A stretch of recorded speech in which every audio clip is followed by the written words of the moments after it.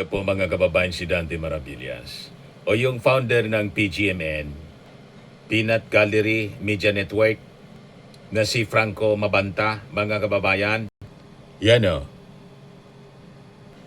Ang sabi, personal yung pag-negotiate pala nito ng 350 million para hindi ilabas yung kanilang ginawang bidyong paninira, mga kababayan, kay dating Speaker Martin Romualdez.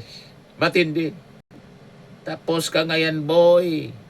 Yan ang report dito sa Billionaire News Channel ngayon. Holy ka, boy. Romualdez witness says PGMN boss Mabanta personally haggled alleged 350 million extortion demand through chats, calls, meetings. Personal siyang nag-negotiate. Huling-huli, mga kababayan. Ang ebidensya po, yung mga chats mismo, personal calls, tapos nakipag-meeting pa. A witness for the camp of former Speaker Martin Romualdez told prosecutors that Peanut Gallery Media Network, PGMN founder and political operator Franco Mabanta personally negotiated and haggled an alleged 350 million extortion demand through a series of meetings, phone calls, and WhatsApp messages. Kaya malabo yung depensa niya, mga kababayan, na ito'y panggigipit at political attacks. Kaya sabi ng kampo ni Martin Romualdez, i-defend mo niya yung sarili mo in court, not on social media. Huwag yung puro propaganda. Nasanay kasi kayo sa propaganda kasi yung mismong network, yung PGMN, ay binuo nila para sa propaganda, political propaganda. Kasi political operator ito si Franco Mabanta. Name your price. Kung sino yung makapagbigay ng mataas, yon, mga kababayan, ang paglilingkuran niya. Pag hindi, ayon, blackmail, extortion ang gagawin sa'yo. Babanatan ka, sisiraan ka. Yon ang ginawa nila kay Martin Romualdez. Nadali sila sa entrapment. Di ba, mga kababayan? Bistado na kotong yung intensyon. Ang negosyo po, extortion. Sindikato. Mga kababayan na malinaw. So, bistado yung modus. Gumagawa sila ng ingay, nagpapakalat ng mga fake news para mag-extort. So yung kampo ni Martin Romualdez, re-reach back sila sa tamang forum. That is in court. So habang nagpapanggap, mga kababayan, pilit na nagpapanggap itong PGMN bilang nagpapakilalang independent media at biktima raw sila ng political persecution. Unti-unti na pong nilalantad ng korte at investigasyon ng NBI ang isa pong mabigat na realidad. Talagang hindi po ito usapin ng malayang pamamahayag.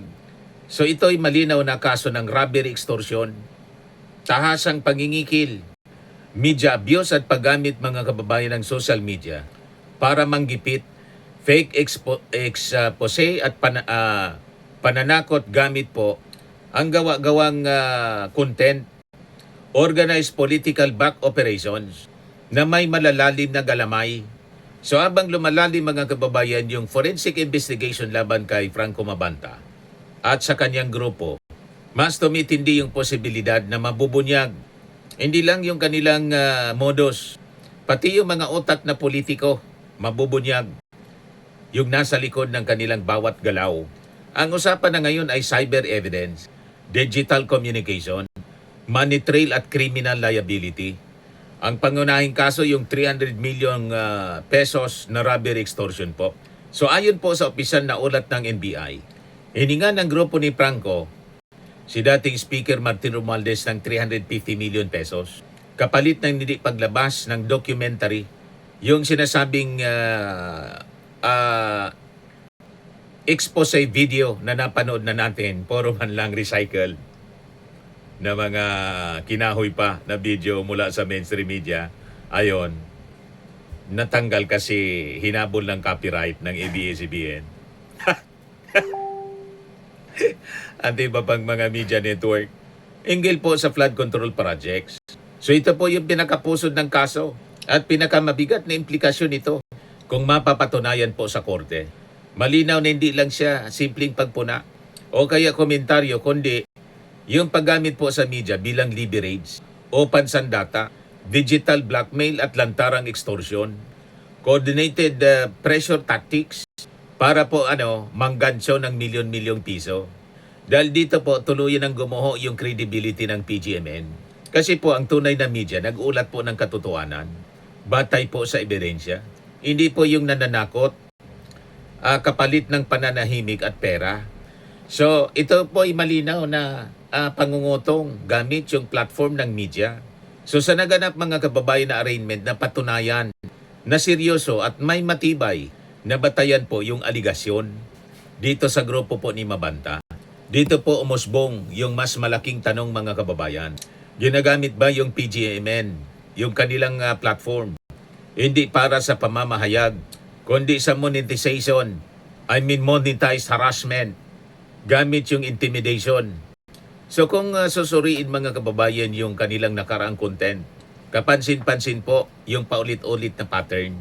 Paggamit ng rage-bait sensationalism, pagpapakalat ng mga walang basehang paratang, scripted, at manipuladong outrage politics. So sa kabila ng kanilang walang humpay na pag-atake kay Martin Romualdez, wala po silang mailabas na kahit isang verified documentary evidence.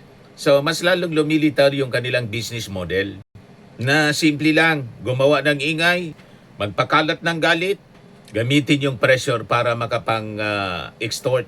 So ito po ay isang kriminal na operasyon mga kababayan na binalot lamang sa packaging ng social media. So ang PGMN, malinaw, lumalabas sa investigasyon mga kababayan. Pabrika siya ng fake news at hula-hula. Sanay sila na mag-ingay sa Facebook, maghari-harian, rage content at trolling operation. Subalit magkaibang mundo ng internet at ng hustisya mga kababayan.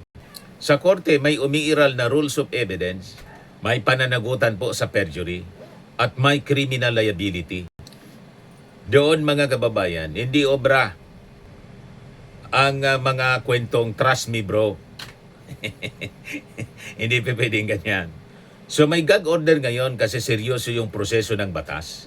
So pinag-utos ng korte ang pagbabawal po sa magkabilang panig na talakayin sa publiko ang mga detalye ng kaso, yung merit of the case. Kabilang dito yung mga plea ng mga akusado. So ito yung dahilan kung bakit naging tikom ang bibig po ng kampo ni Martin Romualdez bilang paggalang po sa batas. Yun ang naging announcement ng kanyang legal counsel. So pinapakita lang dito ng legal na proseso, seryosong bagay siya. Hindi po siya content creation o online drama para pagkakitaan lamang.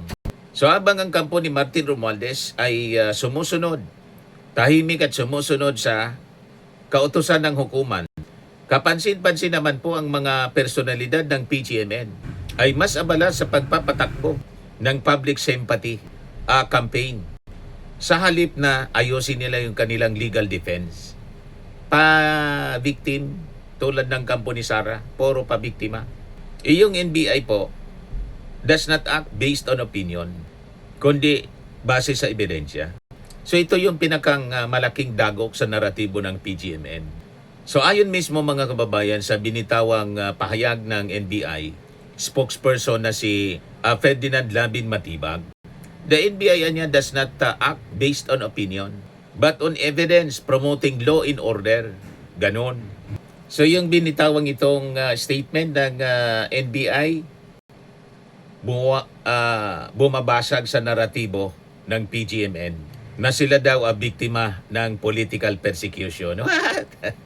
May ganon. Political persecution set up daw sa kapambobosal sa media. What?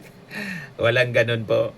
Paulit-ulit pong sinasabi ng NBI at kampo ni Martin Romualdez na buong puso nilang sinusuportahan yung freedom of the press at saka freedom of expression. Subalit, yung extortion isang mabigat na krimen siya. Walang batas sa Pilipinas na pag ikaw ay nagpakilalang media o vlogger, libre ka na sa pananagutan sa batas. Kapag may malinaw na ebidensya sa pangingikil, pagbabanta at panggigipit, kapalit ang milyon-milyong pisong halaga. Malinaw po na yan ay isang krimen. At walang anumang dami ng internet. Hashtags ang makakabura sa criminal code. So, yung cyber warrant mga kababayan na ni-request ng NBI sa korte, yung ang simula ng kanilang bangungot. So, ito yung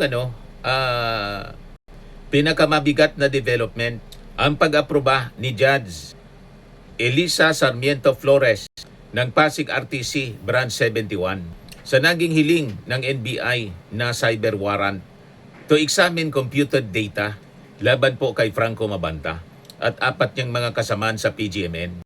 Ang warrant na to ay hudyat para sa legal na pagpapaintulot sa NBI na ma-examine ng NBI Forensic Digital Forensic Laboratory yung mga computer, cellphones ng mga akusado para suriin po yung bawat sulok ng kanilang digital device at online communications. Dito na malalantad kung sino yung mga sponsors nila, mga kababayan na mga politiko, mga kausap, mga transaksyon. So yun ang kaabang-abang mga kababayan. Abangan natin.